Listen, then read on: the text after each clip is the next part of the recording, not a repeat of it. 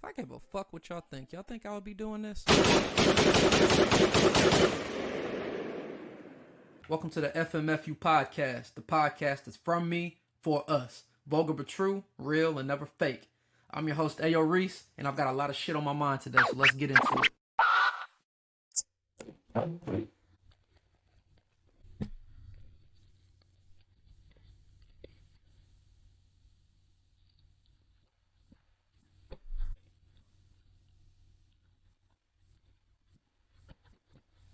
Happy Friday, people, and welcome to an all-new exciting episode of From Me For Us podcast. You're probably wondering why I have duct tape all over my hat, and if you've been part of the basketball world as of recently, you would understand that I ain't fucking with my team right now. They were a big disappointment, and they deserve to get X the fuck out from my life, at least until next season. So, yeah, carefree, joyous watching, not really being heart attack having basketball anymore for myself for the rest of the year. So let's just see how things play out. But for now, these niggas are not my niggas. But I hope everybody's been having a good week so far. I hope things have been going good. We're officially at the middle point of May. And the first thing I want to do on this day of May 16th is I want to wish my daughter a happy 10th birthday. Girl, you're crazy as hell. You're stubborn as hell. You're stubborn bull Taurus. But you do what you're supposed to do. You get your straight A's. You're getting principal awards. And you're just doing an amazing job. And you blossom into a beautiful young lady. And I cherish you and I appreciate you. Even all the headaches and shit you cause for me on a daily basis. But I still appreciate those as well. Now that we got that out the way. You know, one thing I've also noticed throughout, the birthday celebrations, the unfortunate non-triumphs of my basketball team that I had to X out here. One of the topics at hand, since we have gotten to the month of May, that I've seen that's been a really big deal, and I really don't know why, has been the topic of real IDs. I've come to the conclusion that TSA got y'all in the chokehold. It seems like every time I've been either listening into some conversations or I'm reading a status online, it's always something being mentioned about these damn real IDs. For those who don't know, I'm sure most of you do, but if you have it under a rock, effective May 7th, according to the new TSA rules, anyone who doesn't have a real ID, you can't fly domestically anywhere unless you're able to provide a passport. Some people might ask, what the fuck is a real ID? It sounds like something different, right? Well, it's really not nothing different than your driver's license, but it meets the federal security standards. And basically to get one, you have to provide like 2 forms of identification, including like a social, birth certificate, 2 pieces of mail to show where you live, whatever the case is. And the only way to really tell the difference between a driver's license and a real ID is if you see it and it has the star in the top right corner. It's not really a big deal. I don't know why it's been such a big thing. And most of our millennials have been talking about it. And I personally just feel like it shouldn't be a big deal because we've only had like 10 fucking years to get a real ID. Like originally this May 7th, 2025 travel thing, this was supposed to happen back in, I believe, maybe 2021 or 2019 or something. But they decided to push it back because of COVID. And seeing all this discourse online, I'm just like, 2019 to 2025, that's a 6-year stretch. And unless you're in certain states, like maybe like Georgia, maybe others that you have to like renew your driver's license like every 8 years, for the most part, y'all niggas all should have had like a real ID already. But what I think honestly happened is that, when people went to get their local DMV to get their license and they were asked, do you want a driver's license or do you want a real ID? People were being cheap and saying, oh shit, let me just get my license and I won't have to worry about that real ID thing right now. When in reality, you probably should have just paid the little bit of money difference and brought the necessary documents to renew your shit and just obtain your real ID. Now, one caveat of all of this, I will say, that does warrant a complaint. And this really only applies to our older listeners out there. Like if you were born in like, let's say the house and not a hospital, it might be tougher for you to obtain that shit because if you don't have your birth certificate, it doesn't really match or show like all the information. So how can you actually get this? I saw this article that it was saying that this affecting a lot of older people because a lot of people were born in the crib back in the day. Actually, my grandmother is one of those type of people where she was born in the house, and I think they even had like the birth year incorrect or something like that. So at one point in time, she thought she was born in one year, but it was actually a year later or earlier or something. I don't know. It's just kind of crazy, growing up in those times and not really think about it. So I do feel for those that have to go through that, or for those who maybe aren't going through it personally, but you have to help your parent or grandparent deal with that, and it's a struggle, especially for travel now. I do feel for that all the way. But for y'all, I'll say American born urban millennials, ones that maybe weren't born out of the country and came in and it's more complicated, y'all niggas ain't got no excuse. Like, I technically had my first real ID back in 2021 when I had to renew my driver's license while I was still living in another state. So, I mean, clearly there's been ample opportunity to do this shit. And it's funny because, like, I made a comment online about how Real ID is kicking your ass. And of course, people want to comment and say, well, you can still fly with a passport. But I'm thinking to myself, like, man, if niggas ain't responsible enough or have the decency to just get a Real ID when it was time to renew their driver's license because they wanted to save a little bit of paper, you think these niggas really got a passport when that takes even more work and more money? I mean, I'm sure there's someone out there that has a passport and didn't get a Real ID. So by all means, not everybody is this something that applies to, sure. But let's be real. If they ain't got a Real ID, niggas probably ain't got no passport either. And even if you do have a driver's license that's non-Real ID and you're able to bring your passport to get on a plane, why go through the hassle to carry all the extra equipment just to fly domestically? You don't really want to bring your passport with you to Vegas. For what? Then if you lose it, you're fucked. And then you got to get a whole new one. The passport is supposed to be treated very precious. Nobody wants to take their passport with them when they fly into fucking Ohio. Flying to fucking North Dakota, then you got to bring your fucking passport with you to North Dakota. Who wants to do that? I know I fucking don't. So because it was like a 10-year window, essentially, to get this shit, I don't really feel bad if you ain't got it. Because, I mean, we are adults here, man. And sometimes you just got to have a little bit of responsibility. If you got your passport and you want to lug that shit around and fly domestically, then by all means, do you. But for those who don't got either, and you got a flight coming up, I read online, I think they said they're going to let people fly with like extra security measures or something. But again, who wants to deal with the extra security measures? Not this guy. I've got TSA pre-check for a reason. See y'all. So GTA 6 was delayed. Rockstar has done it again. They've delayed Grand Theft Auto 6 until May 26th of 2026. With so much anticipation for this game, man, I mean, it was a bit of disappointment amongst the masses because the gamer community has been looking forward to this dropping for, I'd say, at least 2 years. I mean, I know I had some idiots telling me it was dropping when the PS5 released in 2020, which made absolutely no fucking sense. More so based on the fact because GTA Online was raking in mad cash, making GTA 5 still one of the highest selling video games at that point. Like, why create a new game when you're raking in that much money? And mind you, at the time, GTA 5 was still 7 years old and it had already spanned 3 console generations. So, like, even for myself personally, like, with the state of Warzone, man, it's so many cheaters and hackers on there. And it's making the game so frustrating at times to just play or question anything that happens to know if it's authentic because it just seems like they're just not giving a fuck. But with all of that going on, it's just like, I was just looking forward to GTA 6 dropping in the fall to give me something else to pour my very minuscule free time into. But I will say this, instead of being upset like the masses who are also upset when it got pushed back the first time to the fall of 2025, I'm not really tripping, and it's for a few reasons.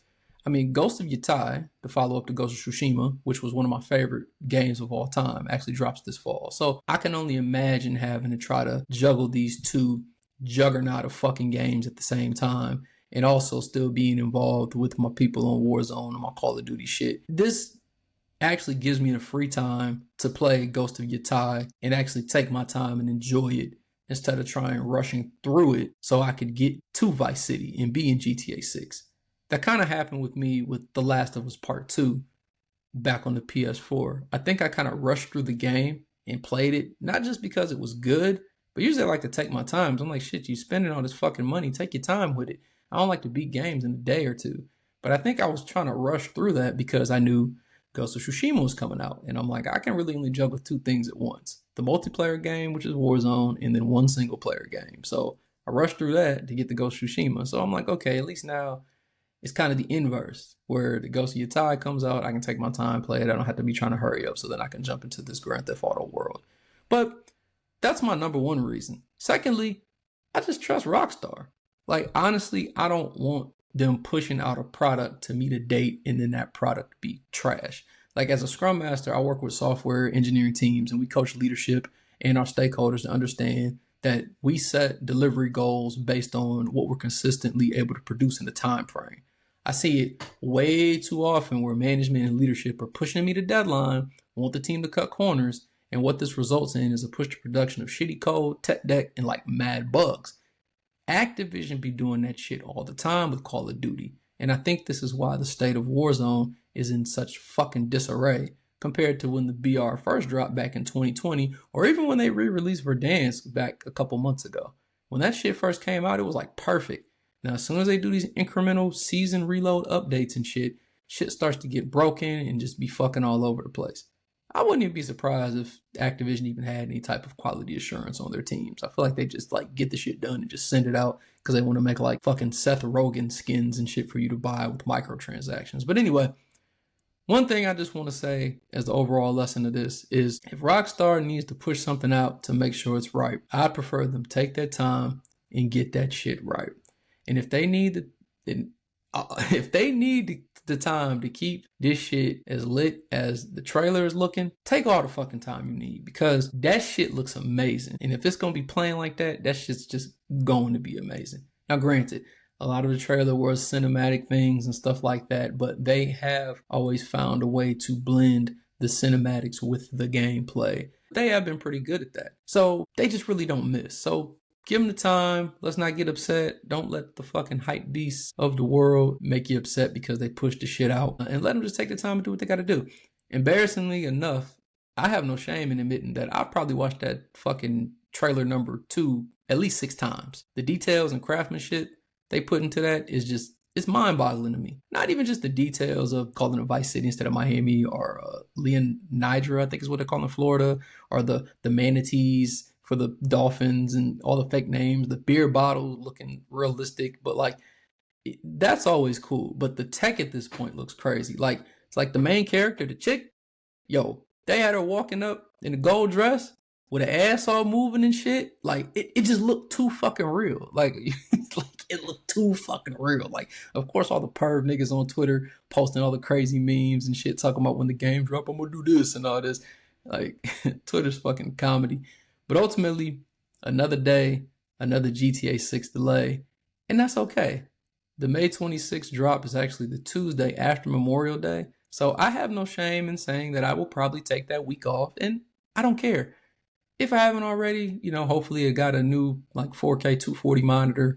Probably will to get ready for the game. I'm not gonna lie to you. So we'll probably hopefully be able to get that by then. But we'll see. I mean, I tell you this though, between GTA 6, Avengers Doomsday, the World Cup games being in Atlanta and the World Cup going on in general, 2026, man, it's about to be on some shit for real. And I can't fucking wait.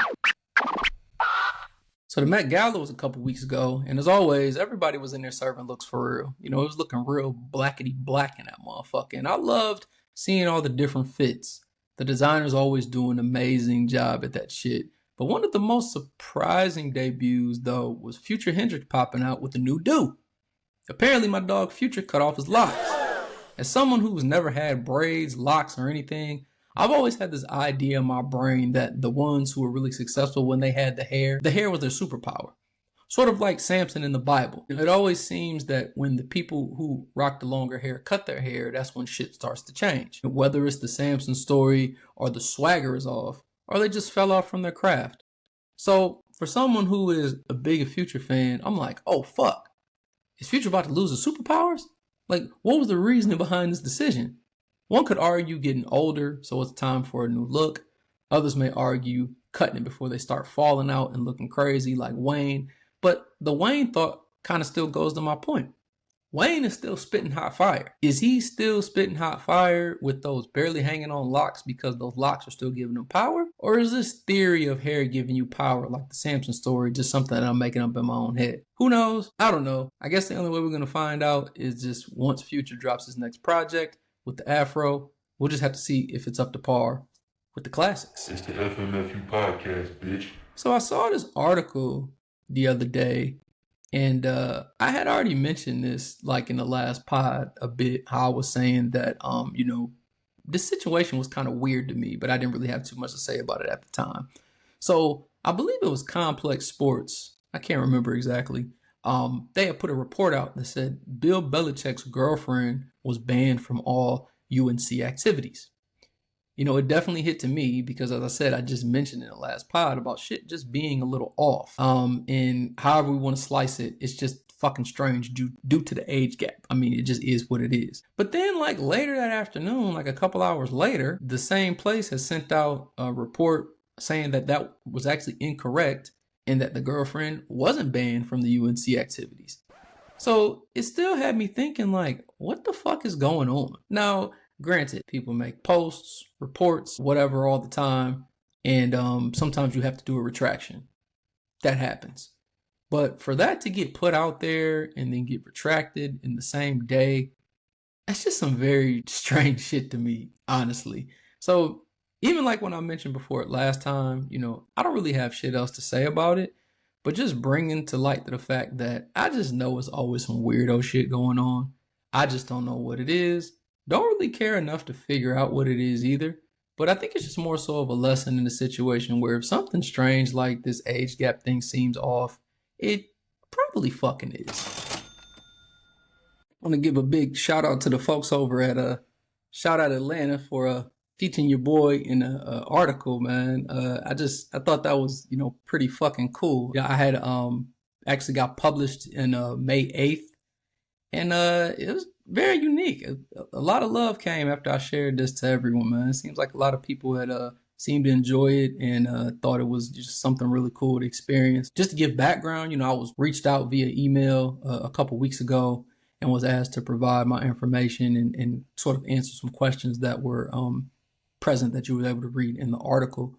And, I think it's just pretty cool to see that, something that you've been doing as a hobby, more so a passion is, getting recognition because honestly, to this point, I don't even know, if I was submitted by someone I know or if someone just happened to stumble upon the content and recommend me. But it's just more motivation to keep going and do what I do and knowing that there are a lot of people that are out there enjoying the content and just rooting for me. So, shout out to the listeners, all the people that tune in, people that always repost, reshare on socials, people that like the videos, subscribe, whether it's Apple, YouTube, whatever the case is, any of the platforms, and any and all the other good stuff, man. Stuff like this, it really keeps me going. But it was really cool to see this for real. Of course, somehow, some way, somebody always gonna want you to spend some money. So I'll probably have to buy my first print or plaque or whatever it is and hang it up in the wall, man, because I really need to start decorating around this bitch. I just haven't been able to really do that much because it's just been so much other shit going on. But yeah, more decorations and shit coming soon. But as always, appreciate the listens and the support. And as always, salute to y'all. It's the FMFU podcast, bitch. Thanks for listening to the FMFU podcast. Follow me on Facebook at FMFU Experience. I'm also on Twitter, Instagram, TikTok, and YouTube at FMFU_experience. Also check me out on Twitch for some Warzone action at ReesePup007. Remember, people, life is a series of choices. Just make sure you make the right one. Peace.